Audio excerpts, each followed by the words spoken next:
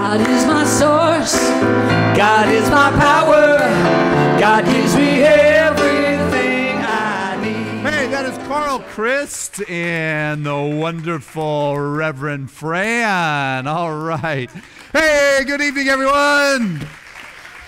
I got so much good stuff for you tonight. I don't think I will begin to touch it all, so I picked out the best for you. So how do you feel right now with the singing and the music and the songs that we picked? Does that feel good? Well, I want you to be aware of what that feels like, because we are talking about everything abundant, and that kind of feeling, I believe, is the natural state of being. So I thought, well, why don't we start off with that natural state? Why don't we start off with that feeling that we get to work to in all areas of our life? So not only do we get to have that God feeling that we had right here, right now, but imagine having that same kind of joy, that desire to sing and dance and applaud and be with loved ones right in the middle of signing a contract. You know, right in the midst of an intense conversation, to be able to bring forth that abundant expression and experience of God. That's what I'm looking for. It's this evening is a bit about God's stimulus package. And that feeling that we just had, that is what is available to us always. Always. And that's what I would like us to be able to walk forth from here this evening, is just a couple tools on how to create the space for that to show up and how to bring that experience in. Just two little pieces that will set you up for the other four of this series. And what I want to do right now to start this class is call forth our awareness to the Spirit.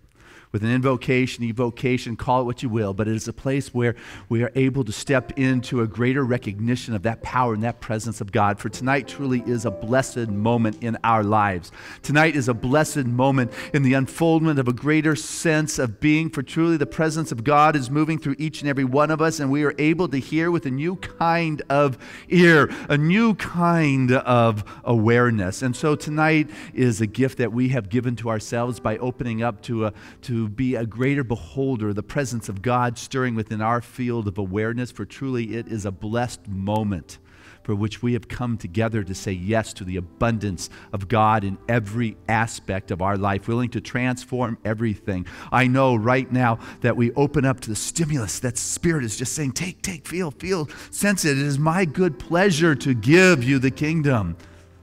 For Spirit gave its only begotten. Spirit continues to give and to share. This is the stimulus package that is there waiting for us to say yes to. So grateful to be in a position to move forward with that. We go forth with the joy and a sense of receptivity. So it is. Amen. All right. So it's class. So this is, it's open to questions this evening. I'm not standing up here just to do all the talking. It is interaction. I'm just up here because they wanted to podcast what is going on, because we want to really change the world. So where I want to pick up is from Sunday. How many of you were here on Sunday? Most of you. Okay.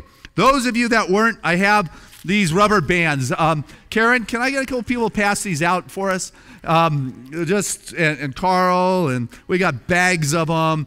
And if you did not get one of these rubber bands, it was the perfect starting point, and I'll catch you up real quickly. Here's a whole bag of them. And what we did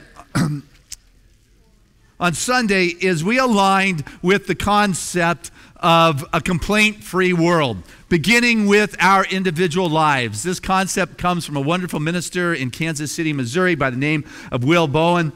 And if you want to hear the full story, pick up last Sunday's talk, or don't even pick it up. You can see it on the podcast for free, so you don't have to buy it. I want to give that to you. But basically what it is that we are changing a pattern of complaint. We are changing the pattern of complaint because we no longer want to create what it is we don't want to experience. And so what we did on Sunday, and we're doing this evening, is we're giving everybody one of these silicone purple bracelets and asking you to establish a new pattern in your life. We're asking you to go 21 days without a complaint. Okay? So it's like on Sunday I can see why we took the wrapping off of everything, because that is so noisy. Notice that would be a complaint. So I would change this right away. And now I have to start over. I had 1 day going. And so if you get 3 days going, if you get 5 days going, and all of a sudden you complain, you've got to start over with day 1. All right? You understand how that works? Any questions about that? So what I thought I would start with is, anybody have any stories? I said on Sunday I'd like to hear a story that you have noticed in your life, having used this now for 24 hours. Anybody got a story about how this complaint bracelets? Yes? And you got to speak up. And when you share, try to keep it to the point. I have a neighbor who complains all the time. And so I was telling another neighbor that I should give her one of these, except I don't want to go near her because all she does is complain. There you go. And you changed that band because you complained about your neighbor, right? Good. Yes? I took some room to my ex-daughter-in-law for her office because they're inundated with negativity. And she said, "Oh, may I just give them to my 2 children?" There you go. Had a board member I shared between services. He said, if I complain twice, do I not have to change it since it would be back on the same wrist? Yes? Well, I'm sitting in church, and I've got my son on one side and my husband on the other, and they said to each other, "Hey, after church, let's go to Kai." My husband, "No, it's too crowded. The traffic, you never get in there." Had to move it over. There you go. That's the way that works. One more. Yes? I was talking to somebody after church, and I started to say something, and then all of a sudden I stopped, and I smiled, and I turned it into a compliment or an appreciation, because I caught myself getting ready to complain. And I've been day 1. All right. You did day 1. Right, and it wasn't like the icing on the manure I was talking about, right? It doesn't make a cake. So, good. What is important is that we have to create the space for Spirit to show up. Basic spiritual principle, you have to have space for Spirit to show up. If you do not have the space for Spirit to show up, how is that stimulus going to show up in your life?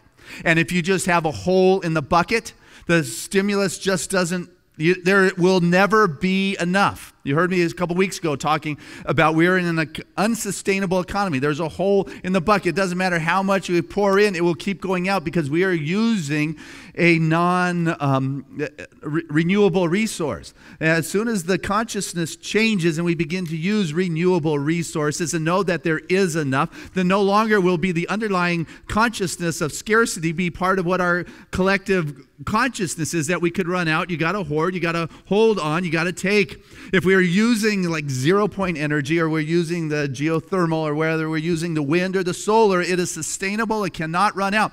When we have that kind of consciousness underlying the economy in which we are living, the consciousness will shift in our world that there is enough and we can never run out, and we do not need to go take from our neighbors.